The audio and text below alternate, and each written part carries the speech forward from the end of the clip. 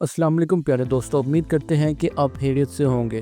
میرے دوستوں، جون 13 2025 کی صبح اسرائیل نے آپریشن رائزنگ لائن کے نام سے ایک وسیع فضائی اور ڈرون حملہ کیا، جس میں کئی لڑاکا طیاروں اور ڈرونز نے تقریباً 100 سے زائد اہداف کو ایران نے نشانہ بنایا، جن میں اعلیٰ فوجی کمانڈرز، جوہری سائنسدان اور نیوکلیئر میدان بھی شامل ہیں۔ اس حملے کے نتیجے میں سینکڑوں افراد ہلاک یا زخمی ہوئے اور ایران کے ملٹری ڈھانچہ واضح طور پر متاثر ہوا۔ اسرائیل کی دلیل تھی کہ وہ اپنے آپ کو ایک نئے عالمی خطرے سے بچا رہا ہے، ایران کی نیوکلیئر اور میزائل صلاحیتوں سے۔ نیتن یاہو نے بیان دیا کہ اگر ہم ابھی نہ لڑیں تو ہماری آئندہ کئی نسلوں کو لڑنا پڑ سکتا ہے۔ اگرچہ ایران نے فوراً حملے کا جواب دیا اور تقریباً 100 سے زائد ڈرونز اور میزائل اسرائیل کی طرف بھیجے۔ ان میں سے زیادہ تر جارڈن میں روک لیے گئے اور کچھ آئرن ڈوم، جو کہ اسرائیل کا دفاعی نظام ہے، سے زائل کر دیے گئے۔ لیکن 14 اور 15 جون کی رات مشرق وسطیٰ میں وہ منظر دیکھنے کو ملا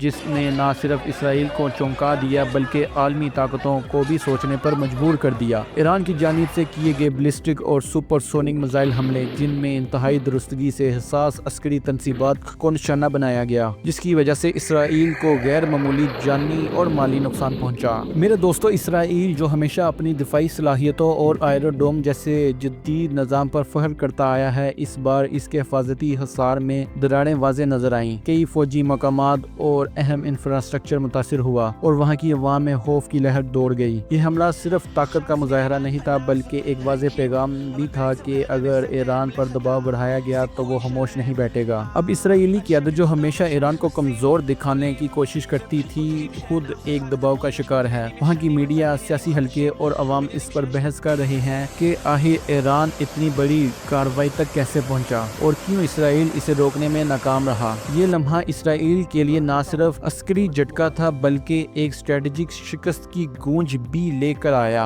امریکہ نے بذات خود ابھی تک اس حملے میں حصہ لینے سے گریز کیا ہے، البتہ اس نے اسرائیل کو سربلند دفاعی تعاون فراہم کیا، ایئر ڈیفنس سسٹمز اور آپریشن کی پیشگی معلومات شیئر کی۔ اسرائیل خاص طور پر نیتن یاہو حکومت ایران کو رجیم چینج کے نظریے کے ساتھ خطرہ سمجھتا ہے اور تجزیہ کاروں کا کہنا ہے کہ یہ حملہ اسی تحت کیا گیا ہے تاکہ ایران کی جوہری پیش رفت کو روکا جا سکے۔ دوستو، یاد رکھیے، ہر ملک کو اپنا دفاع یقینی بنانا ایک قانونی اور اخلاقی حق ہے، خاص طور پر ایسے دور میں جہاں کچھ ممالک کے پاس نیوکلیئر صلاحیتیں ہیں، لیکن اس میں نسبت، توازن اور عالمی تعاون لازمی ہے تاکہ یہ جنگ میں تبدیل نہ ہو۔ یہاں سوال یہ پیدا ہوتا ہے کہ آیا انسانی اور علاقائی سلامتی کو ترجیح دی گئی یا یہ قدم صرف خطرے کو نظر انداز کرنے کی قیمت پر لیا گیا؟ ایسے میں ایک مضبوط عالمی ڈائیلاگ ناگزیر ہے۔ میرے دوستو، یہ محض ایک فوجی ضرب نہیں، یہ ایک سوچی سمجھی سازش کی جنگ ہے، جہاں ہر چھاپا، ہر میزائل اور ہر بیان علاقائی امن، جوہری عدم پھیلاؤ اور عالمی کردار پر گہرے اثرات رکھتے ہیں۔ ایران کا پورا نام اسلامک ریپبلک آف ایران ہے۔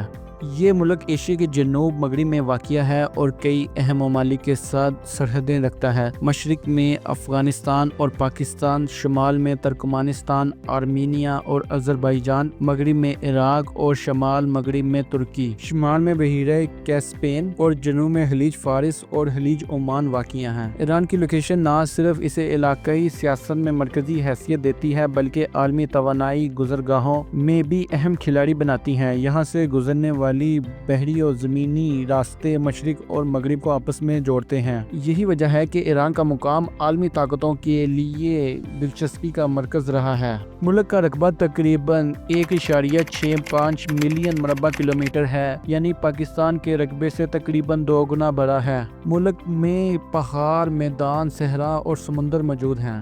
یہی وجہ ہے کہ یہاں 6000 سال پرانی ایلامائٹ تہذیب نے جنم لیا اور پھر دنیا کی عظیم سلطنتوں میں سے ایک سلطنت ابھری، جسے اچیمینیڈ امپائر کہا جاتا ہے۔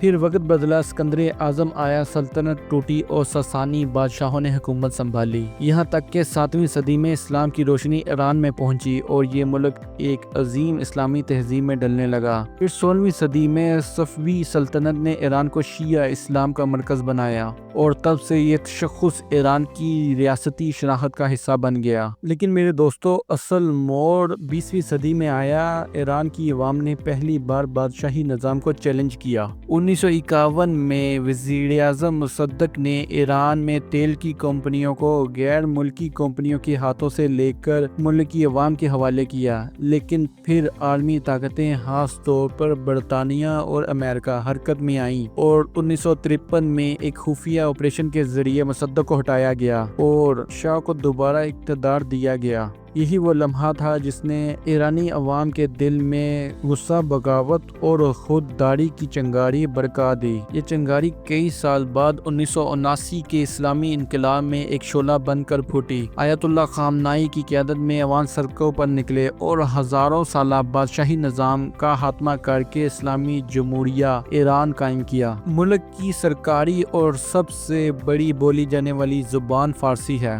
جسے اکثر ایرانی زبان بھی کہتے ہیں، لیکن یہاں مختلف قومیتوں کی وجہ سے کردی، آذری، بلوچی، عربی اور لوری جیسی زبانیں بھی بولی جاتی ہیں۔ ملک کی تقریباً 90% سے زائد آبادی شیعہ اسلام سے تعلق رکھتی ہے۔ اگر آپ کسی ایسی معیشت کی کہانی سننا چاہتے ہیں جو سخت پابندیوں، عالمی دباؤ اور اندرونی چیلنجز کے باوجود بھی سانس لے رہی ہے، تو وہ ہے ایران کی معیشت۔ یہ ایک ایسی معیشت ہے جو سمندر کی طرح گہری بھی ہے اور طوفانوں میں بھی اپنا رخ خود متعین کرتی ہے۔ ملک کا GDP تقریباً 400 ارب امریکی ڈالر سے زائد ہے۔ ایران کی کرنسی ایرانی ریال ہے۔ ایک پاکستانی روپیہ تقریباً 150 ایرانی ریال کے برابر ہے۔ یہ ظاہر کرتا ہے کہ مہنگائی اور کرنسی کی قدر میں بڑی اتار چڑھاؤ ہے۔ لیکن میرے دوستو، یہ سب کچھ ہونے کے باوجود بھی یہ ملک مکمل طور پر مفلوج نہیں ہوا، بلکہ اپنے قدرتی وسائل، ٹیکنالوجی اور لوکل انڈسٹری پر انحصار کر کے زندہ ہے۔ آئیے بات کرتے ہیں ان قیمتی خزانوں کی جو زمین کے نیچے چھپے ہوئے ہیں۔ جی ہاں، تیل اور گیس۔ ایران دنیا کے سب سے بڑے قدرتی گیس کے ذخائر رکھنے والے ممالک میں شامل ہے اور تیل کے ذخائر کے لحاظ سے بھی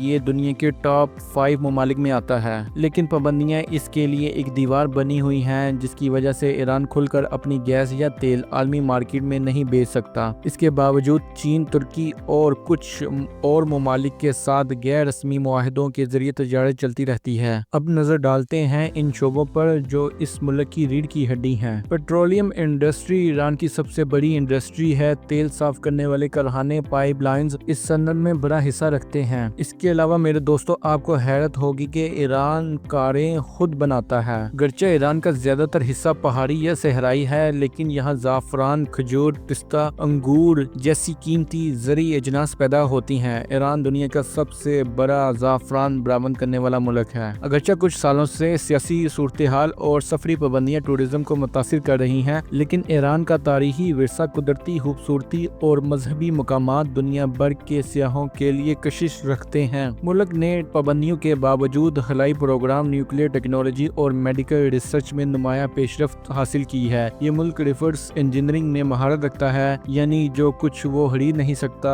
اسے خود بناتا ہے۔ اب سوال یہ ہے کہ یہ ملک ترقی کیوں نہیں کر پایا جس تیزی سے اسے کرنا چاہیے تھی؟ تو میرے دوستو، جواب ہے بین الاقوامی پابندیاں، مالی پابندیاں اور عالمی سیاست۔ لیکن ایک اور حقیقت بھی ہے کہ ایران کی عوام نے کبھی ہاتھ پر ہاتھ دھر کر نہیں بیٹھے، بلکہ اپنی معیشت کو مزاحمتی معیشت کا نام دے کر خود کفالت کی راہ اختیار کی۔ ایران کی معیشت ایک مسلسل جدوجہد کی کہانی ہے جو شاید آنے والے وقتوں میں ایک نیا باب بھی رقم کرے گی۔ ایران کی کہانی صرف ایک ملک کی نہیں بلکہ ایک تہذیب، ایک مزاحمت اور ایک مسلسل ارتقاء کی داستان ہے۔ یہ وہ سرزمین ہے جس نے ہزاروں سال کی تاریخ دیکھی، جہاں کبھی پارس کی عظیم سلطنتیں تھیں تو کبھی علمی و فکری انقلاب نے دنیا کو روشن کیا۔ آج کا ایران ایک طرف عالمی دباؤ، اقتصادی پابندیاں اور علاقائی تنازعات کا شکار ہے، تو دوسری طرف سائنسی ترقی، قدرتی وسائل اور ثقافتی ورثے کے بلبوتے پر اپنی شناخت کو بچائے ہوئے ہے۔ حالیہ دنوں میں